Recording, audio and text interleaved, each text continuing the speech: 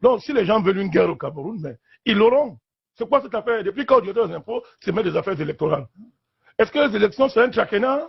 Vous avez piégé les candidats. Le président dit dans son discours, je demande à la jeunesse de s'engager en politique. Au NMP, vous le savez, ça fait près de 10 ans que nous formons les jeunes et nos listes ne sont constituées que de jeunes. Or, vous connaissez que la plupart des jeunes Camerounais n'ont pas d'emploi, ils n'ont pas d'argent. Vous demandez à un jeune une taxe foncière, il a construit sa maison quand? C'est quelle affaire ça? Il habite chez lui. Vous demandez à quelqu'un qui loue, que présente ton truc de bail réglementé. Mais c'est le bail qui doit faire ça, c'est pas réglementé. On vous dit que non, présente-nous ça ici. Alors vous retrouvez les documents extraordinaires. Le type qui représente les impôts, il vous regarde, il vous dit bon, tout ça je vais évaluer. Vous le trouvez en train de payer 300 000, 400 000, 1 million, mais pas candidat. Mais Cyril, où est-ce que le NMP va prendre un tel trésor de guerre? Mais c'est très grave ça. Mais c'est ce que je suis en train de vous dire, c'est ce qu'on vit sur le terrain. C'est ce qu'on vit sur le terrain. Alors, ben, si les gens pensent qu'on va tout le temps, nous allons tous nous mettre à genoux à Yaoundé, moi je n'ai pas cette culture. Moi je suis un UP6. Ce système est verrouillé pour qu'il n'y ait pas de force nouvelle. Je vous parle des réseaux. Je sais de quoi je parle. Dans ce pays, si vous n'êtes pas dans un réseau ésotérique, vous n'êtes pas parrainé par un baron de ce pays, si vous n'êtes pas dans ce réseau-là, mais on vous barre la voie. Mais c'est de cela qu'il s'agit. Tous les circuits d'enregistrement dans ce pays sont en partie, je dis bien en partie, colonisés par ces gens. Mais c'est de cela qu'il s'agit, mon cher Sidi Bojiko. Le président ne peut pas en même temps demander qu'on renouvelle la classe politique et en même temps, un directeur des impôts devient l'arbitre des candidatures. C'est qu'elle a fait ça. Il n'est même pas élecam. Élecam, finalement même, ne va même plus avoir du travail à faire. Ce monsieur, auparavant, aura disqualifié tout le monde. Est-ce qu'on peut accepter ça? Comment peut-on demander justement un bail légalisé à un locataire? Mais je suis en train de vous dire que, mais c'est ce que nous voulons, nous lisons sur le terrain, c'est ce qu'on veut sur le terrain. Alors moi, donc si le bail n'est pas conforme à la demandation, ça pénalise le candidat. Je vous dis que vous vous retrouvez avec, c'est un redressement fiscal comme nous fait Cyril Bojiko. C'est de cela qu'il s'agit. Or, ceux qui sont dans le réseau n'ont pas ce problème. On leur donne ça gratuitement. Tout à l'heure, Makalapati, vous disiez qu'on donne ça à tête chercheuse.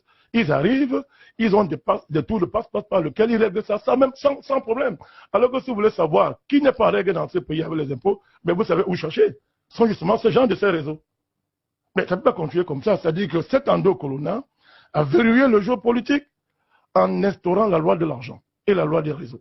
Alors moi, je me demande très bien comment le président du Cameroun va faire. Mais ces réseaux sont tellement puissants que nous avons...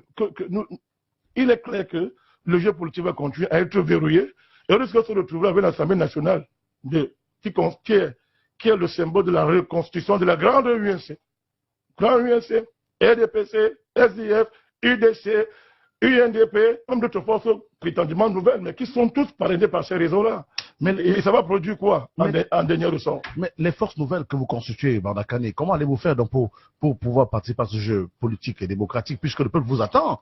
Ben, vous savez, si l'espace électoral est verrouillé, on ne sert pas son pays toujours en étant aux élections. Et en fin de semaine ici, en fin de semaine dernière ici à Douala, lorsque les candidats à ces élections ont dénoncé l'absence de certains responsables qui devaient signer certains documents, le gouverneur de la région du littoral, Iba Adibois, s'est énervé.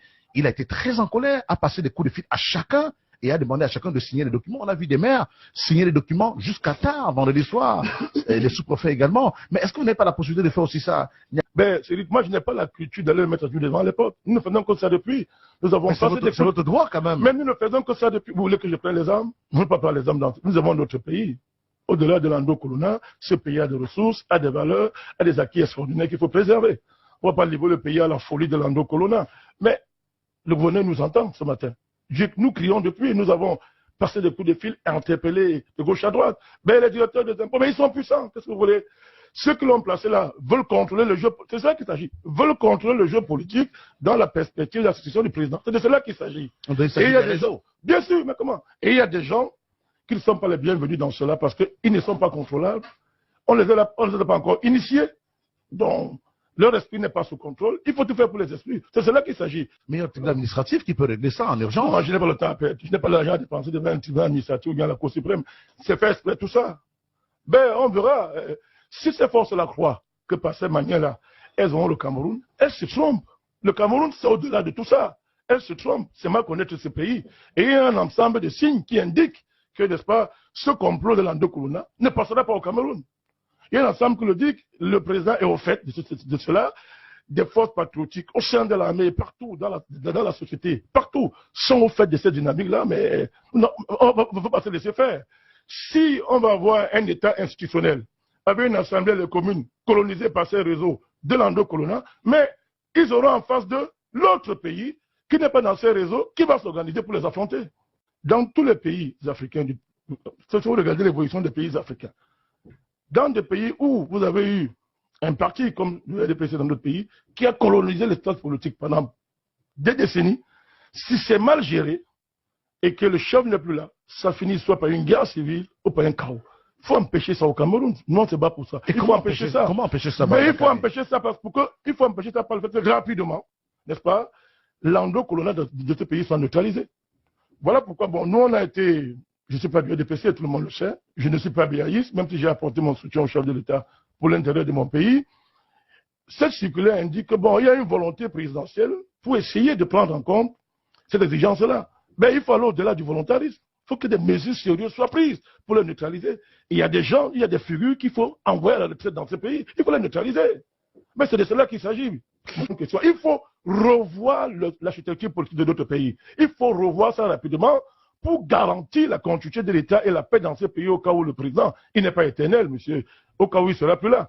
Mais malheureusement, c'est les Bojiko, ce qu'on voit là, cette reproduction continue de ce système politique, de cette structure de la politique camerounaise, avec ce parti dominant, RDPC et ses alliés, qui dépassent, n'est-ce pas, les frontières partisanes, quand on voit les mentalités, la manière de fonctionner, on est inquiet. Il faut changer ça. Et cette élection offrait, n'est-ce pas, une occasion de le faire. Le dialogue national offre une occasion de le faire, mais ces forces-là reviennent en force, verrouillent le jeu politique de manière très raffinée. Vous pouvez ne pas le voir, et on a bien peur que les mêmes effets, que les mêmes causes produisent les mêmes effets après cette élection.